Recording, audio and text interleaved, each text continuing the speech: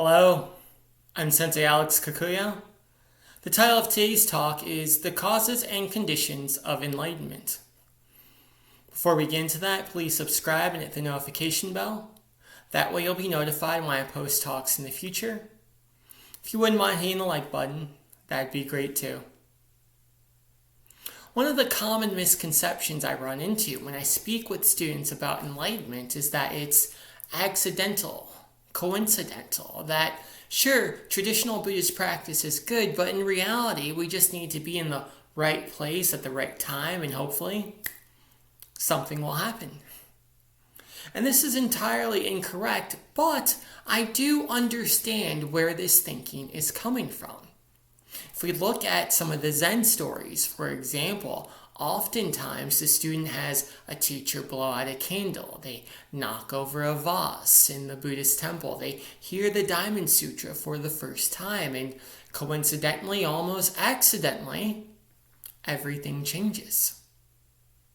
However, while I don't doubt the truth or the efficacy of these stories as teachings, I do believe an important part is missing, and that is the hard work and dedication that led up to that moment, the exact causes and conditions that allowed that monk at that moment to realize enlightenment.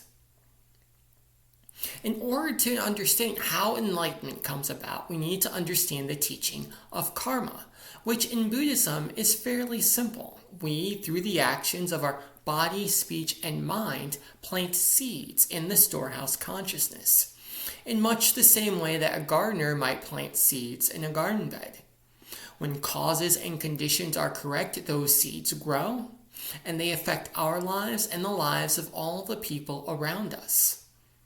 If we want carrots to grow in our garden, we need to plant carrot seeds.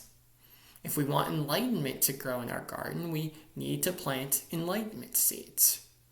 To understand simply how this works, we can have a simple thought experiment. We're walking down the street and our neighbor approaches us. We want to practice Buddhism, we want to practice right speech, so we smile and say, "Good morning, how are you?" In that moment, we have planted a karmic seed of positivity in the storehouse consciousness, which, if causes and conditions are correct, will ripen and grow with our neighbor saying, "I'm fine. How are you?" On the flip side, however, if we see that same neighbor on the same street, but we reply with wrong speech, we say something along the lines of, "Hey, screw you, buddy."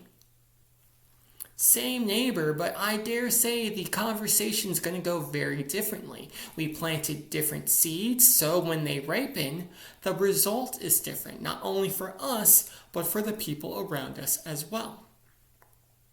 We suffer because we either don't pay attention to the seeds we're planting via our body, speech, and mind, or we plant seeds that we don't actually want to grow. We want to have a good relationship with our neighbor, but we don't speak to them in a way to nurture that relationship. We want a clean and tidy home, but we don't commit to the actions necessary to clean and tidy up that home. We want to realize enlightenment, but we don't want to actually practice the teachings that lead to enlightenment. This is why the Buddhist temple is so carefully regulated, why the chanting, the bowing, the meditation, the sutra study is so carefully laid out, and why it hasn't changed that much in 2,600 years.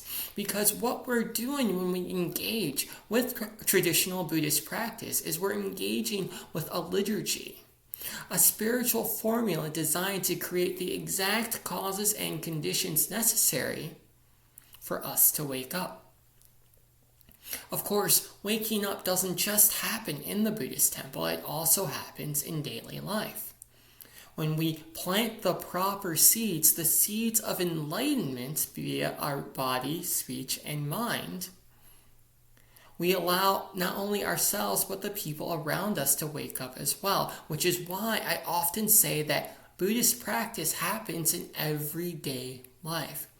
Every time we speak, Every time we use our body, every time we have a thought, we have the opportunity to create the causes and conditions for enlightenment. We have a great responsibility in that way, and it's important that we use that responsibility well, not just for our sake, but for the sake of all sentient beings. Amitabha.